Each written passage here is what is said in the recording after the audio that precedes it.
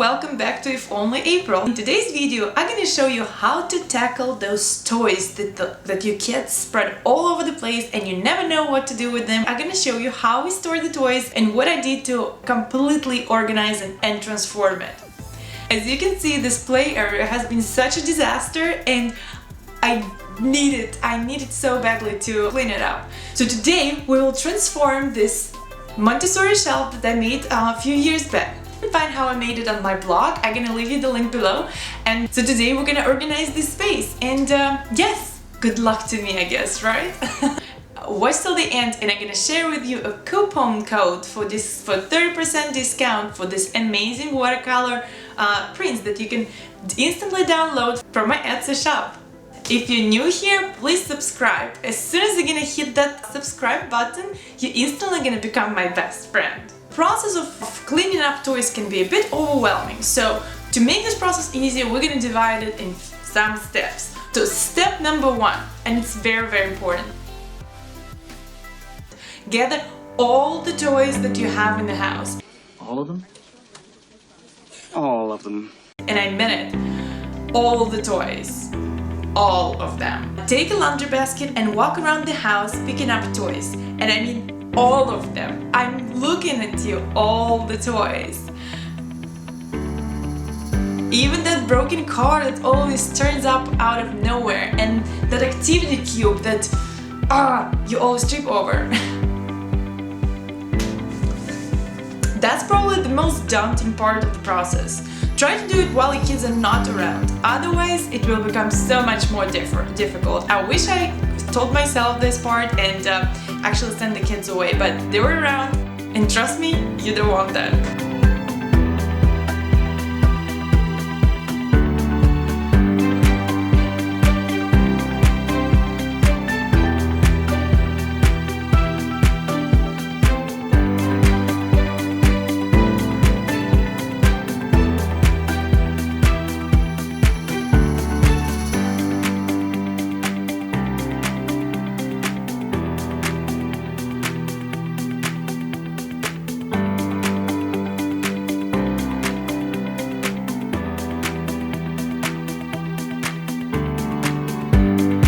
It can feel really overwhelming, but I promise you that the process is well worth it.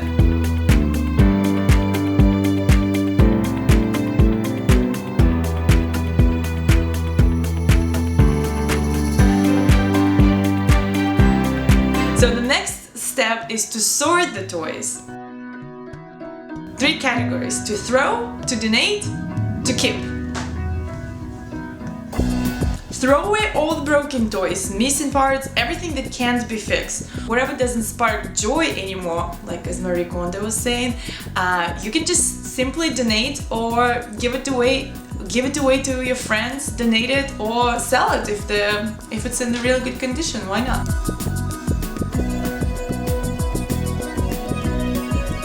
The next pile, and I bet it's still so big, it's to keep.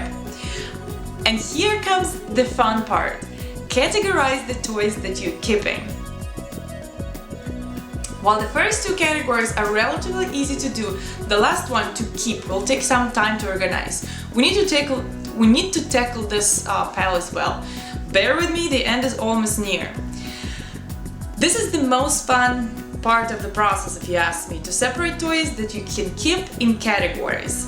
So here we go. Categories can be so different for everyone. For example, our categories, we categorized all the toys by skills. So we've got logical games, math, sorting, puzzles, animals, divided to farm, wild, sea animals, and of course, beloved dinosaurs. Baby and toddler toys. This is mainly things that my 1-year-old is already old enough and not gonna use anymore, but I might need it in some future. Whatever works for you, make it happen. If you've got tons of cars, make it a separate category, or art supplies, or I don't know, Legos or blocks. And about art supplies, I'd recommend to keep them separately from the mix. I keep most of my art supplies in my office / craft studio, and Sasha has access to it pretty much all the time if she wants to get them. So then you need to store it somewhere.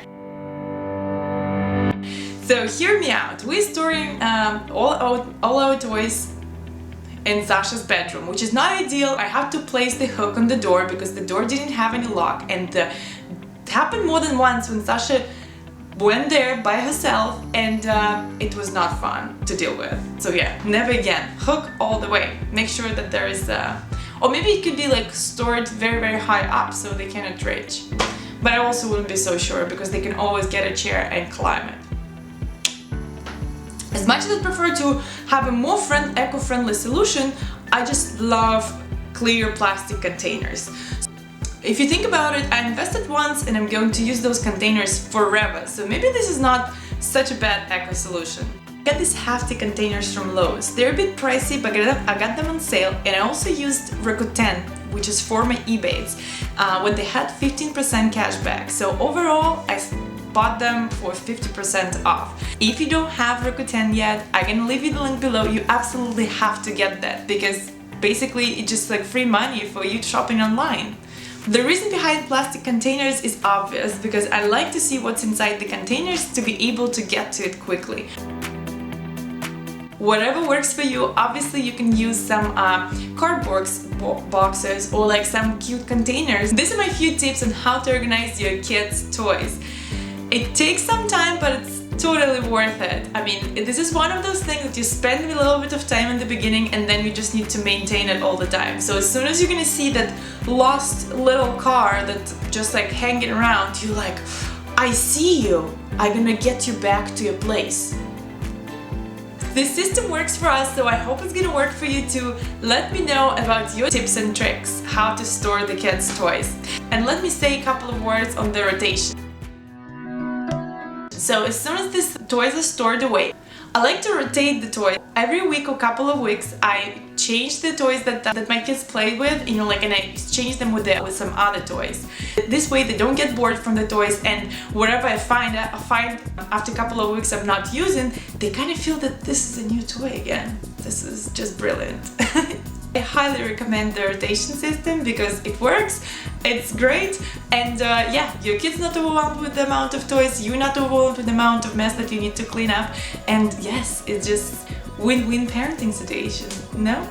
Mainly have one shelf to display the toys for both of my kids, and I like to put on the bottom shelves toys for my younger kid, which is 1.5-year-old, and on the top shelf for my oldest, which is 3.5.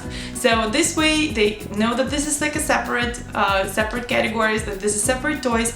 I wrote last year more about the rotation system that we use and how we use it. I'm gonna leave you the link below, but you can find it on my blog. This is how we use it, and what I also like to do, I like to rotate the art on top of this Montessori toy shelf. It's super easy with digital watercolors that I have in my Etsy shop, and we have so much variety of different prints, which includes transport, animals, alphabets, I mean, you name it. It's really worth checking out. Because I love you so much and because you already subscribed to my channel, I see you, I'm gonna give you 50% discount from all the prints in my store, and we have so many awesome ones. So go get now your 50% discount, and you'll see how easy it is to print it out. I usually print my prints on just my printer, which I got for $30 from Walmart, so it's not really some high quality printer or anything. So I just wanted to show you that you don't really need to send it to expensive printing shop, and you can just achieve the same result at home. So just get the prints,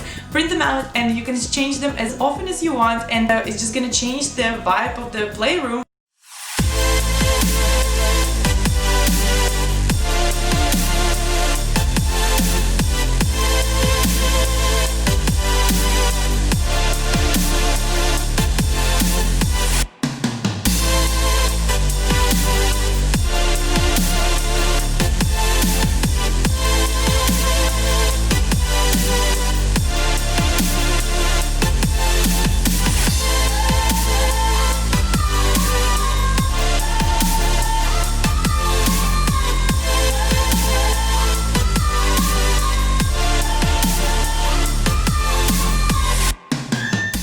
This is it for today, and thanks so much for watching. If you like this video, subscribe and give me thumbs up. I'll see you next week.